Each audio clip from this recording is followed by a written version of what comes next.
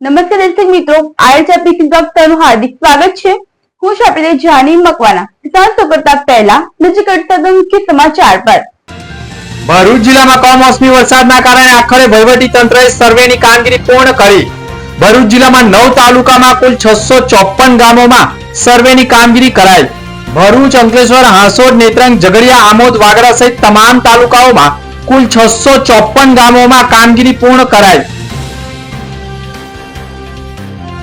અંકલેશ્વર, હાંસોડમાં કમોસમી વરસાદથી 85% ડાંગર નષ્ટ થયો હોવાનું સર્વેમાં આવ્યું સામે। અંકલેશ્વરમાં હરિહર કેમિકલ્સ ટ્રેડિંગ કંપની પાસે લાયસન્સ વગર કેમિકલનો સંગ્રહ કરતા પોલીસની કાર્યવાહી। એલસીબી પોલીસે દરોડા પાડી લાખોનો મુદ્દામાલ કર્યો જપ્ત। ઝઘડિયા તાલુકાના ખેડૂતો દ્વારા કમોસમી વરસાદને કારણે ખેતરમાં ઉભા પાકને નુકસાન થતા આવેદનપત્ર સુપ્રત કરાયું। અંકલેશ્વર જીઆઈડીસીમાં ભરૂચ એલસીબી પોલીસની ટીમ પેટ્રોલિંગમાં હતી। તે દરમિયાન ચોક્કસ બાતમી મળી હતી કે પારસ ચોકડી નજીક હરિહર કેમિકલ્સ ટ્રેડિંગ કંપની બિન અધિકૃત રીતે જોખમી રસાયણ સંગ્રહ કરવામાં આવ્યો છે, તેમજ ગોડાઉન હાલ ટેન્કરમાંથી કેમિકલ પણ બેરલોમાં ભરવામાં આવી રહ્યું છે।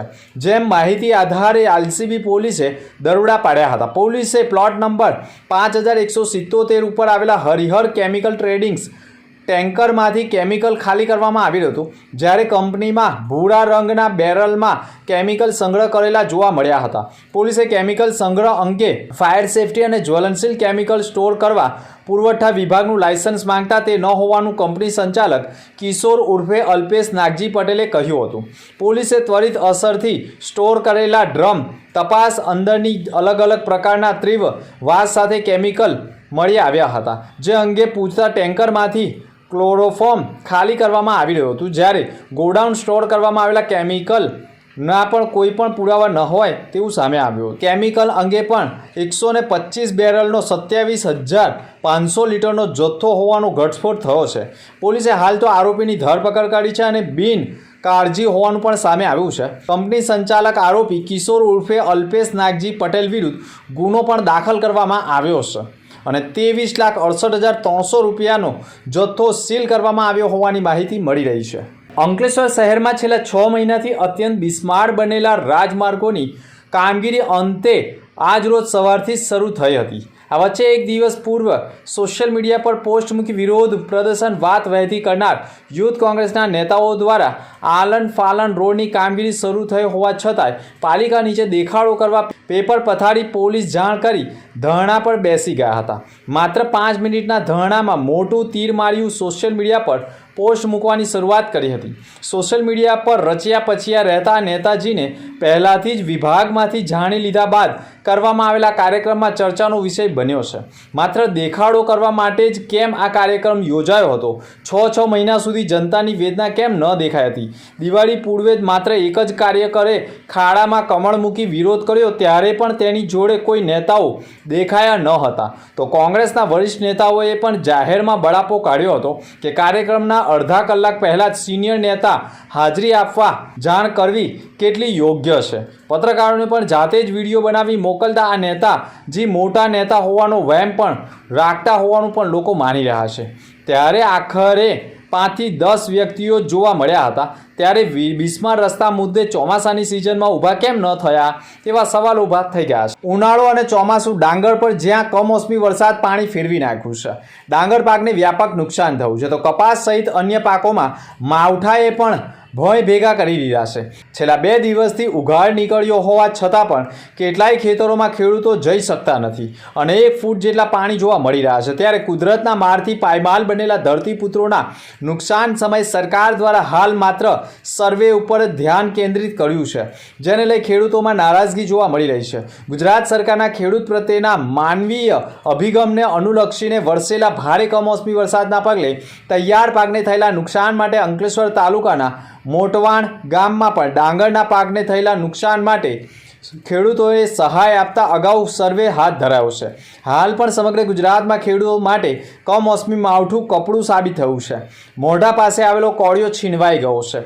વરસાદ આવ્યા પહેલાં જ ખેડૂતોએ ડાંગરની કાપણી શરૂ કરી દીધી હતી, તો કેટલાય લોકોએ તો હજી ડાંગરનો તૈયાર પાકની કાપણી બાકી હતી જ. ત્યાં જ અનરાધાર વરસાદ ખાબકી જતા ખેડૂતો પાયમાલ થઈ ગયા છે. માત્ર મોટવાણ ગામની જ વાત કરીએ તો 276 હેક્ટર ખેતીની જમીન છે અને 240 હેક્ટરમાં ડાંગર પાકની ખેતી કરાય છે, જેમાં 80 જેટલા ખાતેદારો ડાંગરનો પાક નાશવંત થયો છે. તેમજ સર્વે કરી રહેલા સેવકોએ પણ કહ્યું હતું કે પારડી, ઈદરી, સિસોદરા, ઉટિયાદરા, મોતવાણ અને અડાદરા સર્વેમાં ડાંગર પાકનું ખેતીને મોટું નુકસાન થયું હોવાનું કહ્યું છે. નમસ્કાર, ખેતીવાડી શાખા તાલુકો અંકલેશ્વર. હું ગ્રામ સેવક તરીકે મારો હેડક્વાર્ટર એટલે સેજો મુખ્ય મારો પારડી ઇદ્રીસ અને એની અંદર સમાવિષ્ટ 5 ગામ પારડી ઇદ્રીસ, સિસોદરા, મોતવાણ, ઉટિયાદરા અને અડાદરા, જેમાંથી 4 ગામમાં સર્વે પૂર્ણ થયો છે. અને આજે અહીંયા મોતવાણ ગામે હું સર્વે માટે આવ્યો છું અને મારી સાથે ખેડૂતો પણ છે. અને હાલમાં જે આ 3-4 દિવસ કમોસમી વરસાદ પડ્યો એની લીધે ડાંગર પાકની મુખ્યત્વે ડાંગર પાકની ખેતીમાં ખૂબ વ્યાપક નુકસાન થયેલ છે.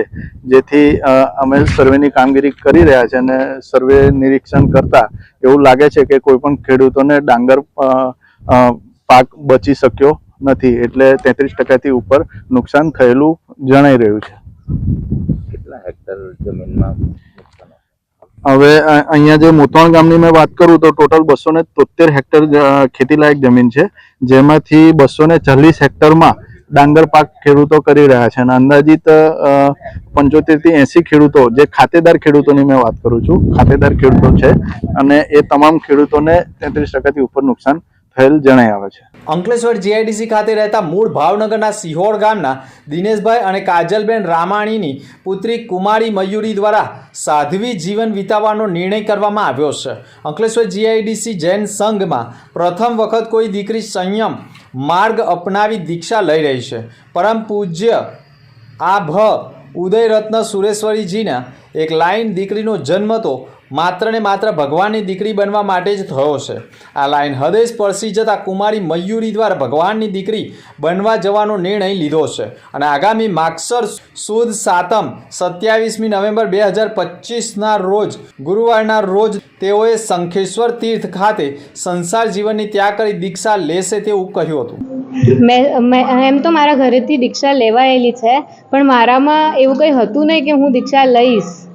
પણ ખબર નહીં, બસ કોઈક પુણ્ય હશે, કંઈક હશે કે કોઈક ગુરુ મળ્યા, એવું તો કંઈ નહીં. બસ એમની એક લાઈન કે દીકરીનો જન્મ તો માત્ર ને માત્ર ભગવાનની દીકરી બનવા માટે જ થાય છે. બસ બીજું કંઈ નહીં. ભગવાનની દીકરી બનવા જાઉં છું અને ભગવાનની દીકરી બનીને જ જીવું એવા આશીર્વાદ આપજો. મારી દીક્ષા 27 નવેમ્બર માગસર સુદ સાતમ શંખેશ્વર મુકામે પરમ પૂજ્ય આચાર્ય ભગવંત રત્નચંદ્ર સુરીશ્વરજી માળ સાહેબની નિશ્રામાં છે. બધાને ખૂબ ખૂબ મારા વતી કે આ બધા મારી દીક્ષામાં પધારો અને મને એવા આશીર્વાદ આપો કે મારું જીવન ખૂબ નિષ્કલંકિત બને. બસ એ જ. ગુજરાતભરમાં ખેડૂતો માટે કમોસમી વરસાદ એક આફતરૂપ બની ગયો છે, જેના પગલે ખેડૂતો દ્વારા પોતાના ખેતરમાં મગફળી, ડાંગર, કપાસ સહિતના ખરીફ પાકને ખૂબ મોટા પાયે નુકસાન થયું છે. ખેડૂતો દ્વારા પોતાના ખેતરમાં મોટા ભાગમાં ભાવનું બિયારણ ખરીદી કરીને ખાસ કરીને વાવેતર પણ કરવામાં આવતું હોય છે, પરંતુ છેલ્લા કેટલાય સમયથી ખેડૂતોને કમોસમી વરસાદને કારણે ઊભા પાકને ભારે નુકસાની વેઠવાનો વારો આવ્યો છે. ખેડૂતો પણ કુદરત જાણે કુદરત રૂઠિયો હોય તેવી સ્થિતિ સર્જાઈ રહી હોય તેવું ખેડૂતોને લાગી રહ્યું છે. ઝઘડિયા તાલુકા કોંગ્રેસ સમિતિ દ્વારા કમોસમી વરસાદને કારણે ખેડૂતોના ખેતરોમાં ઊભા પાકને નુકસાન બદલે સરકાર દ્વારા સહાયની જાહેરાત કરવામાં આવે છે. તે ખાલી 30 થી 35% જ રકમ પણ ખેડૂતોને વળતર ચૂકવવામાં આવતું નથી તેવા ઝઘડિયા કોંગ્રેસ સમિતિ દ્વારા પણ આક્ષેપ કરવામાં આવ્યો છે. ખેડૂતો દ્વારા મોંઘા બિયારણ સહિતના વિવિધ પાકો માટે જે ખેડૂતોએ લીધેલી લોન પણ માફ કરવામાં આવે તેવી રજૂઆત આવેદનપત્ર થકી કરવામાં આવી છે. અમે ઝઘડિયા તાલુકાના વતની છે. અમારા ઝઘડિયા તાલુકાની મય બધા પાક નિષ્ફળ થયેલા છે. હા, એમાં શેરડીનો અમારો મેઇન પાક છે ઝઘડિયા તાલુકામાં. અમે 7 મહિનાથી વરસાદ એક ધારો પડે છે તેના મૂળિયા બી ખલાસ થઈ ગયા છે ને શેરી બધી ખલાસ થઈ ગઈ છે ને હજુ સુગર મિલો ચાલુ થઈ છે, પણ 2 મહિના લગીને હજુ ખેતરમાંથી શેરડી કાઢી શકે એવી શક્યતા નથી. તો અમને ખેતીની મય બી શેરડીની મય બી પાક ધિરાણ નુકસાનનું અમને આપે અને ખેડૂતોનું દેવું માફ કરે એવી નમ્ર વિનંતી છે. ભરૂચ જિલ્લામાં પડેલા માવઠાના કારણે ખેડૂતોને થયેલા પાક નુકસાનીનો તાગ મેળવવા માટે હવે ખેતીવાડી ખાતા દ્વારા યુદ્ધના ધોરણે સર્વેની કામગીરી હાથ ધરવામાં આવી છે. મુખ્યમંત્રીની સૂચના અનુસાર અને ભરૂચ જિલ્લા કલેક્ટર તથા જિલ્લા વિકાસ અધિકારીના માર્ગદર્શન હેઠળ જિલ્લા ખેતીવાડી વિભાગ દ્વારા તત્કાલીન ધોરણે સર્વે આકલનનું કાર્ય યુદ્ધ ધોરણે સફળતાપૂર્વક પૂર્ણ કરવામાં આવ્યું છે. કલેક્ટર ગૌરાંગ મકવાણા અને જિલ્લા વિકાસ અધિકારી યોગેશ કાપસેએ ઉક્ત 355 ટીમોની રચના કરીને તમામને ફિલ્ડમાં ઉતાર્યા હતા.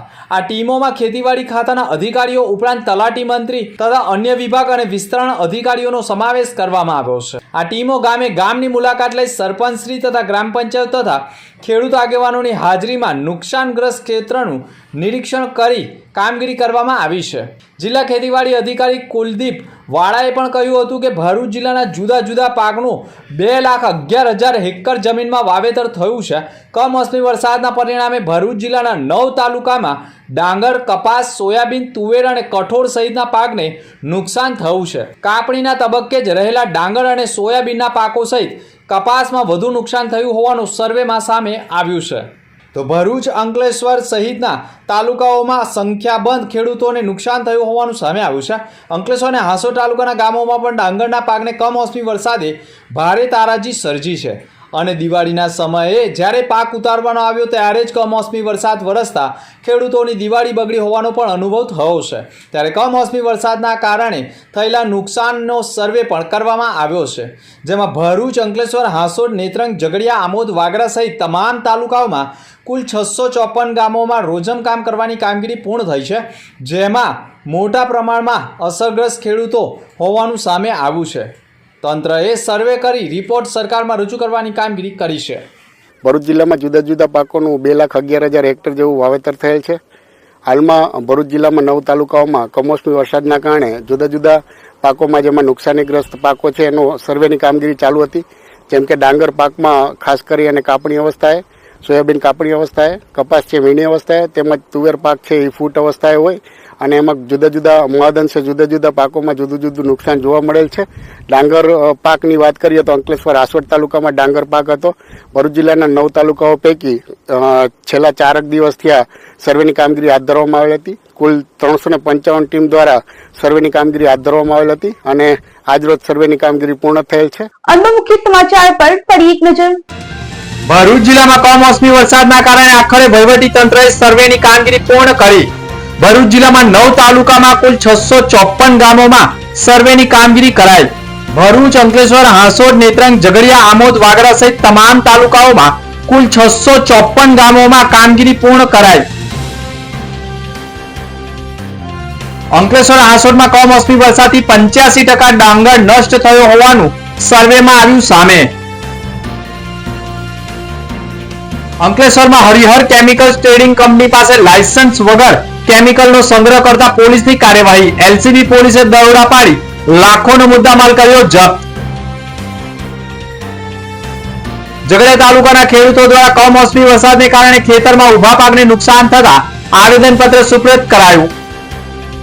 અત્યાર સુધીના સમાચાર, નવા સમાચાર સાથે ફરી મળીશું. નમસ્કાર.